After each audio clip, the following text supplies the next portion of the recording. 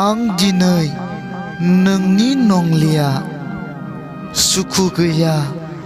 आंहा दिनै नोंनि थाखायनो गोरबो बिखा दुंहाव दुंहाव बोहैयो अराय सम जु जु मेगननिफ्राय हांमानि मोदै आं दिनै नोंनि नंलिया बेसे थगायजाबावनो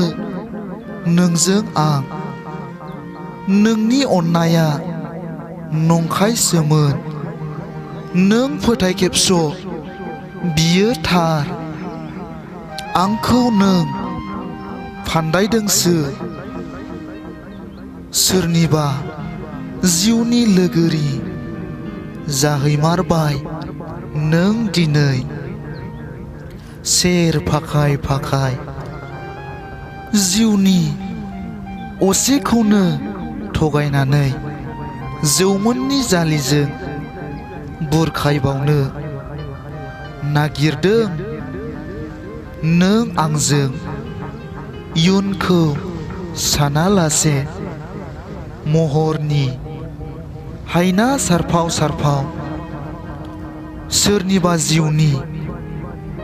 बेसेनखौ नों दिनै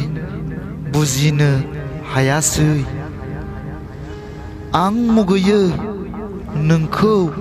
दा नोंनि फान्दायनाय आं मिथिबाय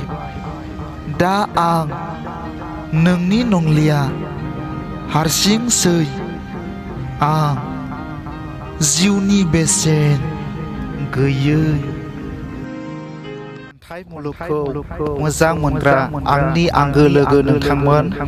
बे खन्थाइ आवरायनायनि सायाव माबाफोर गोरोन्थि नुदोंब्ला आसि दिन्थिनानै कमेन्टआव खोन्थाहर आरो मोजां मोनदोंब्ला आंनि इउटिउब चेनेलखौ साबस्क्राइब खालाम लाइक खालाम शेयार खालाम आरो लोगोसे साखाथिनि बेल आइकनखौबो थुनानै होनो दाबाव जाहाथे आंनि गोदान गोदान खन्थाइ आवरायनानै आपल'ड खालामनायखौ नोंथांमोना बयनिख्रुइबो सिगां मोनहैनाय बादि।